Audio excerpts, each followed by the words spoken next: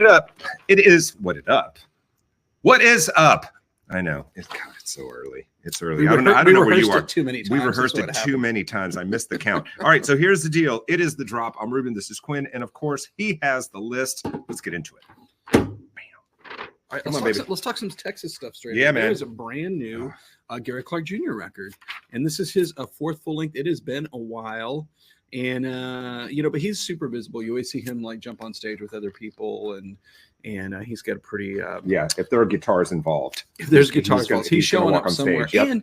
And the heritage players love him because he's like the young guy that's kind of moving the blues forward. And this is a very blues centric release, but there's also world music, jazz. He also kind of flirts with hip hop a little bit. There's some African stuff, but it's still, I think they're doing a good job of still keeping it rock because they really. Warner Brothers has pushed him in a very rock direction, but they're still keeping it. I hate the title though. Yeah, I mean that's fine. But I think I watched an interview and he was talking about. He goes, I have all these influences, and he goes, I'm kind of in a position right now where I can go in any of those directions. Yeah, and good for him, man. Yeah. And we have an indie store exclusive colored vinyl. This is.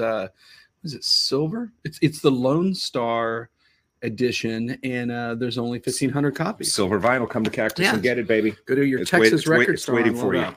So good one there. Hey, and one thing we love to do is introduce people to new artists on the drop here. The Last Dinner Party. This is their album Prelude to Ecstasy. Good stuff. This is, I think, one of the you've probably already heard it before and didn't know that it's them. This is one of the big breakout bands of the year. It's already huge across the pond, all-female rock band. It debuted. They had several huge singles. The album debuted #1 in the UK. Get ready, they're coming. It's going to be big stuff here.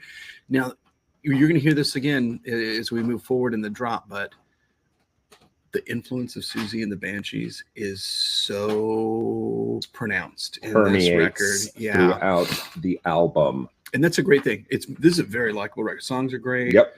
I look for this. I could not agree more. I look for this to be one of the big breakthrough records of the year. Yeah, this finally out. This needs to be one of those Cactus in stores. Oh man, I'm working it hard. When they come to town, wouldn't that be great? And this is this indie store Smoky Marble vinyl, and it comes with a poster because, I mean, they're easy on the eyes. You don't want a poster. Of course, those ladies in their medieval, lovely gals, incredibly talented. No, this is lingerie. I don't know what that is. I don't know anything about fashion. We should just move to the next record. Just stick to the vinyl. I like this. Hey, brand new record from Ride. They were just here in January. I saw them. They were fantastic. I like this album. I think there's just a handful of bands that take a lot of time off and come back and are as good or even better than what they were doing before. And this is one of those bands. The single's terrific. What did we have last year? Was it the Slow Dive album? Yeah. Same thing. Good same stuff. Good stuff. Same. And I think the trick is, I think these guys in that band too, they've all remained friends and they don't work so much that they get burned out on. Yeah, they don't have to do this. They don't have to do it. Yeah. But this is their seventh album, and I really kind of think this is the sound of a band at kind of the peak of their powers, and. Maybe the best song. Sometimes I want them to stretch out and the songs be a little longer because that's what they're kind of known for, is being a little shoegazy and jammy. But it's a pretty tight record. It's really good stuff. Great couple of songs straight off that comes out powerful. Great opener. Yeah, and I'm hoping they come back and do a full set, like a headline show. And I don't know if they came with Charlatans. They came with Charlatans, you guys, right? And I don't know if you remember this, but they use a little bit of signal processing on the guitars on these records. You have my full attention. Just a little bit. You have my full attention when the pedals appear. Okay, next up we have Julia Holter. What you need to know about her, she's really kind of comes from like the classical side of things, and I would say it's experimental pop music, and the cover kind of says that. So as with a lot of, when she was younger, she was obsessed with the Beatles and kind of like gave them, because she's like a composer and really kind of working at the edge of the fringes of music and artistry there, that the obvious stuff kind of gets behind you, but she became obsessed with them from the Get Back documentary. So the title, Something in the Room She Moves, I love is it. a It's a spin, play. is a play on the Beatles, and this is somewhat Beatles inspiring.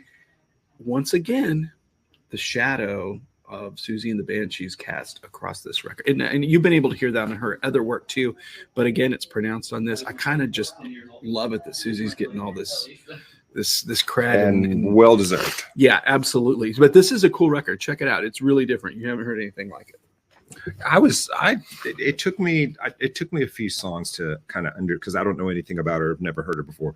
It took me a few songs to kind of like find out where she was, because it could go anywhere, right? Space that she was kind of working in, and like, okay, because now I know what to expect. Yeah. I need to go back and listen again. Ruben, what decade is this? Because we're talking about Ride, we're talking about the Jesus and Mary Chain.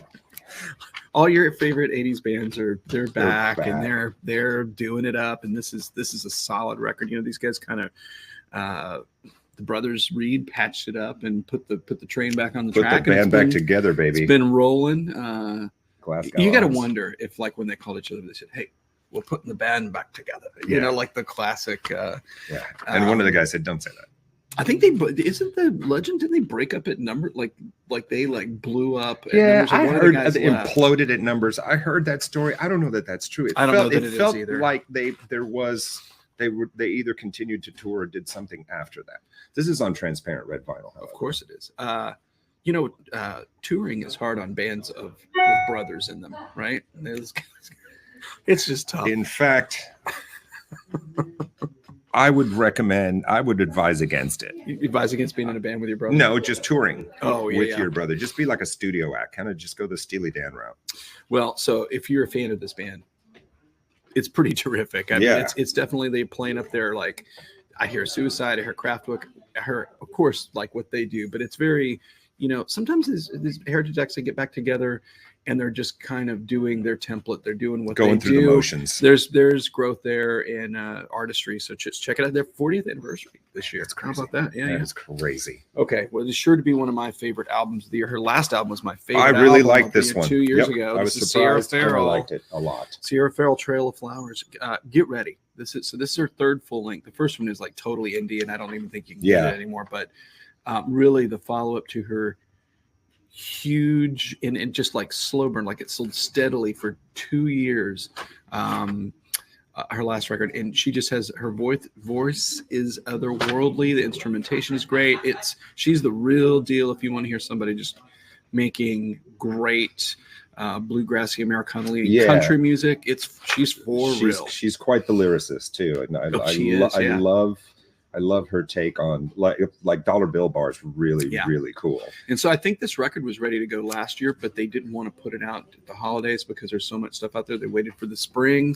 Good timing. And boy, so that Eddie Spear guy that's produced Chris Stapleton and he worked on this. And Zach Bryan and Randy Carlisle. Okay, cool. So everything's just kind of teed up. And again, we got an indie store exclusive variant. It is Candyland vinyl. Yes, Candyland. If you're wondering what Candyland is, it's kind of purple and pink.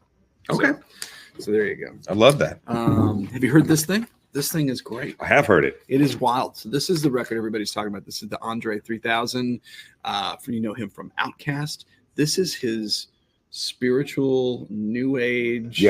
Meditative. Yes. I'm trying to think it's progressive. It sounds like progressive rock at times too. Why, if you haven't heard, I guess we just need to let people know that this is about as far away from Outkast as you can. It doesn't sound anything like Outkast. You're not getting that, but good on him.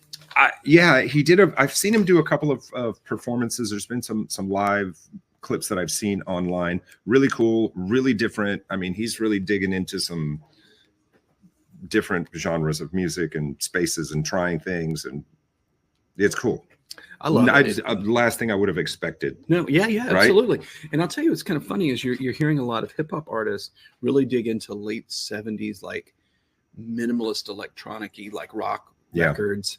And I hear that here. I love that kind of stuff too. It's cool to hear him pay it forward and do this and to really just step out there and take a huge chance. Give it a shot because it's like this meditative spiritual record. I totally dig it. Because he could have very easily come out and dropped the next. Oh, absolutely. Right. hip hop. He's one of my favorite interview guys. Like whenever there's an interview with him, He's always great. He is awesome. He's like great. A bright light, right? He's like a super positive. Yeah, and guy. very, very early on established himself as just being a unique artist, both the clothes, lyrically, what was the double album? And they both did one side each. The something within, the love within, the love within, the love below. Love Below. Yeah, the love below, something like that. That was. It was really cool. That's a record you got. So cool. Now for something completely different, new Cody Jinx record. Mainstream but rough-hewn country, alternative country guy. I'll tell you what you need to know about this guy. This guy sold 2 million records like on his own without a major record company. I love to hear stuff like that. And he just, he's truly indie, and I think he just connects with fans on a deep level. And he's the real deal. He plays huge venues and sells tons of records, and it's all on his own. I love that. He's turned down, I think, every offer I to think do that's something the that was new, bigger. I think that's going to be the new way forward for a lot of people. If you can pull it off. If you can pull it off. You got to have that groundswell of support from fans. Absolutely. And this guy does. Absolutely. And fans have been expecting this record for a while, so they're flipping out. Talk about expecting a record for a while. About time we got a new Shakira record, right? How beautiful is the cover art on this? I love it. And this is she had a personal life thing that she had to take time away from. Might be. I do not know that story. But she is a superpower, a freaking supernova in Latin America, obviously. Oh, yeah. And crossed over to American pop stardom. So yeah, I think this one will do well. And this is their 12th Las record. mujeres ya no lloran. The women no longer cry. Oh, I like that. That's a great translation. Yeah. I'm good for something. Yeah, you got Not it. just Man. holding you got down. it. You got it. So this is her 12th album, and she's been teasing. She's been putting out singles along and along. So you get pretty much like you buy this thing, you get 7 like bona fide huge hits plus the rest of. And it's always interesting when there's a bunch of singles that advance to hear how they fill out the record to make it like conceptual or whatever they're trying to say. I got some guests on there. You got Carol G, who's everywhere, right? Carol G is absolutely everywhere. Cardi B. If you're making a record, Carol G knows it, and she's going to show up. Yeah. Okay. Did you listen to this record? Have you heard this thing? No, I didn't. This thing is Cooky Crazy. This is the Misfits. This is their second album. It's the Misfits and the James Brandon Lewis. It's their second album, but it's the first on Impulse, which is label known for John Coltrane and other artists. This is self-described by them as DC experimental jazz punk, and that's what it is. You have 2 members, the rhythm section from Fugazi, on this record, and it's cool. It's different. To check this one out sure. It's a cool record. It's kind of not to let the cat out of the bag, but it definitely. So the instrumentation, you get the rhythm section and guitar and saxophone, which is always interesting how those 2 things come together. I would say that the kind of determining factor in listening to this record is it is recorded like a rock record. It's not like that old school sound of a room kind of thing. Right. It's very technical sounding and well engineered. At times, it almost sounds like they're plugged into the board instead of using mics. But if that's your thing, I think it's worth a listen just to if you're a fan of Fugazi to check it out, because it's very cool that they took this left turn. I love that. Yeah. And the packaging's good because it looks like a classic John Coltrane record, right? Classic album, yeah. Love that. Yeah. Love it. What label's Impulse? It's through Universal, but it was Universal. but it was, like everything that you see a logo of was an indie at some point. Was absorbed. Yep. They grow through acquisition. This is one of my favorite bands. They have a career retrospective documentary and live album that spans from the very beginning of the band to just like last year. And this is live through the past darkly. It's the Dream Syndicate, Paisley Underground band. The great Steve Wynn. Very. What drew me to them initially is like very kind of Velvet Underground, Neil Young inspired, Torn from Your Soul kind of guitar stuff with an emphasis of feeling over. The technical aspect, but they've been through a lot of lineup changes, and it's kind of cool to get this beginning to now retrospective of them. And they had a previous documentary about 20 years ago that was basically them breaking up on the road. Yeah. But this is more of like a classic doc that tells the story of the band. So, and they're one of those groups that got back together. They found the right lead guitar player to kind of fill things out, and they're as good as they ever were. Sadly, have not been back to Houston in their 4 albums in this month. That is a show that I would go see. I know it. Yeah, absolutely. 100%. All right. All right, we're gonna wind up the new release portion of the program with talking about a brand new pop artist that I think is just going to be huge. This is Tyla, and she won the Grammy this year for Best African Performance, and so she had a worldwide hit in 2019 called "Getting Late," and she's only 22 years old. She's from South Africa, from Johannesburg, and really kind of broke out worldwide. And then got signed to Sony, and this is her debut record. Some of these tracks have been out and about, and you've heard them, but obviously Sony is they're betting the bank on. They think this record's going to be huge, and a lot of people do. Yeah, translucent orange with red swirls vinyl. How about that? I'd like to see that, yeah. So already starting to hear lots of things about her, obviously, and quite the list of people on here: Travis Scott, Marshmello, Becky G.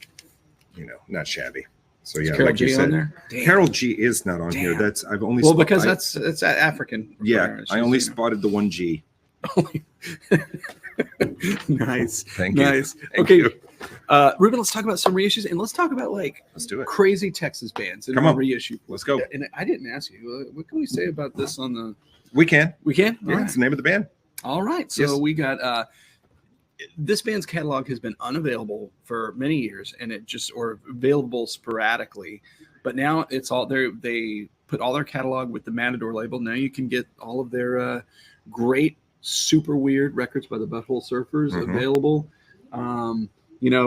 This is in Ruben and my sweet spot. Like we saw these guys at the, when they were just huge and crazy, and you never knew what to expect. It was always super weird. It was chaos. It was absolute chaos on stage. And these records are genuinely weird. I don't even really know. I always make a few notes like how to describe. I'm like, I don't know how to describe this. It's just psychedelic indie weirdness. Yeah, I mean there's obviously that whole kind of punk DIY thing happening, but it was out of Austin, Texas, and just Gibby Haynes and his cast of lunatic carnies. Carney's a great word for it. And it was just they had a few songs that they would. And the weirdest thing in the world is that they had a hit with Pepper. Yeah. And they would use all these visuals at this which show, sounded nothing like the rest of the catalog.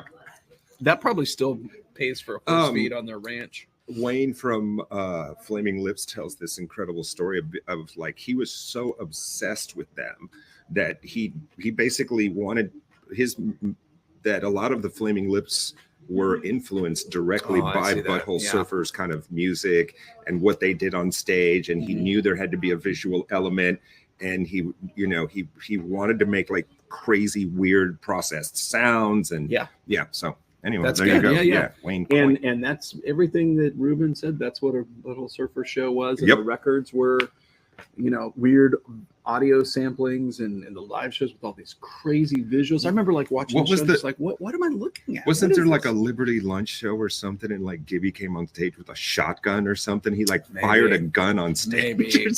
Who knows? But genuinely, one of the weirdest Texas bands ever, and God bless them. We are known for weird bands. God bless them. We've produced a few. It's great that these records are available again. And come get them, kids. Come get them. Play it for your parents. And some of them are they did the first run of 1,000 on different colored vinyl, so you can pick those up, and then they'll continue to be available. All right, let's talk about another great band from the same era that redefined rock music. The records is a classic example of a band that the amount of records they sold in no way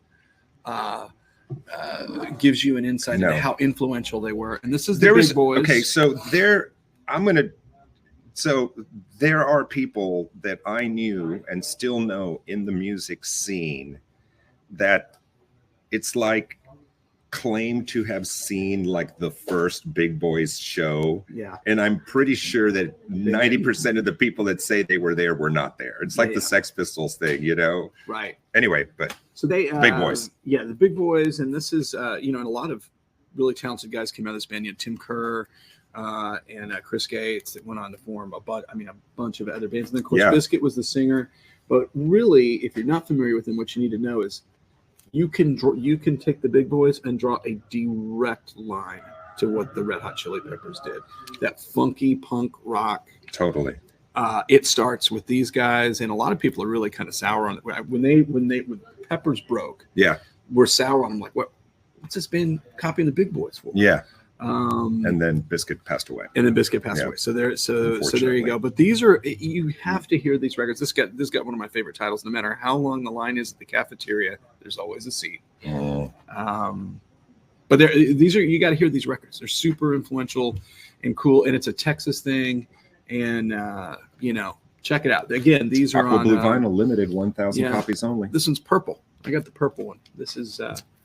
And almost all these, they all feature Biscuits artwork. So each one is a limited edition of 1,000. Yeah, for the colored vinyl. And then they'll come back as black That's vinyl crazy. later too. So yeah, check it out. You get some reissued Texas music of great importance to check out. Okay, and this is going to be my preamble to talking about, like, get ready, y'all. Record Store Day is coming on. Let's go on the 20th of April, and this will just whet your appetite. This is go. RSD Essential. This is the Misfits. This is their collection one that really has all the early singles and then tracks from the first, I think, 2 full lengths through Earth AD. All the stuff that the kids love. How many times have we said influential in the last 18 minutes? Quite a few. And you know what? Jesus. It is rare that we What is happening? We get a glow is in the this dark happening vinyl. live? We're opening it. Oh, somebody. So it looks white now, but when you just wait, people, just wait. Just wait. Green. Yeah, it's kind of starting to do that. But anyways, so this has been available as a regular piece, but you can only get the glow in the dark limited edition vinyls, only available at indie record stores, and for a limited time only. It's already flying. I'm glad off the that shelves. even you have trouble putting it back in the sleeve It's like like that. static Who invented these things? I know. It's ridiculous. I mean, look at this. And as the story goes, weren't Metallica kind of responsible for renewing the interest in the Misfits, because they were the first guys I remember wearing the T-shirts, right? Like the Giants, the skulls. Well, definitely they found a whole new audience with the yeah. And people were like trying, but even before that, I remember seeing those shirts, and I was like, it's Misfits, you know? right. And where did you get that cool shirt? Because you just couldn't go online and order it. But like, yeah, that's nuts, man. Yeah, and you know, for people of a certain age like me and Ruben, like we're Ramones guys. We're first generation punk guys. But really, for people that are 10 years younger, this is the band. This is the huge band. Yeah, and I still know people that to this day will fight you over if you say anything negative about the Misfits. Deny their position. Oh yeah. All right. So we're gonna end here with the Granddaddy Rocker. This is Deep Purple Machine Head, one of my favorite albums of all time. This is the Deep Purple 50th Dear Lord anniversary edition. You get concerts from. You get remastered, you get concerts, you get rare tracks, you get the Blu-ray audio, a quad mix. This top to bottom is one of the greatest hard rock records of all time. Educate yourselves. If you Highway Star, get this. You probably heard Smoke on the Water once or twice. If you're not sure what it sounds like, go to any music instrument store and stand there for 5 minutes. Somebody's going to play. Yeah, somebody's going to play it. Space Truckin'. And so they use this using the original multi-track master tapes, which were apparently stored very well, to do upgraded mixes of this record. And we're kind of fortunate that they're fixing all this stuff for posterity. They know that these guys are getting older. They're not going to be with us for all that. This is pretty much their last chance to make stuff sound as great as it's going to sound for posterity, and that's why we're getting all these great releases. But there's a ton of stuff in here, brother. This is loaded with and of goodies. course Rhino Records, so it's always quality, Loaded quality. loaded with goodies. Okay, it's time. It's time for the vinyl vault. It's time.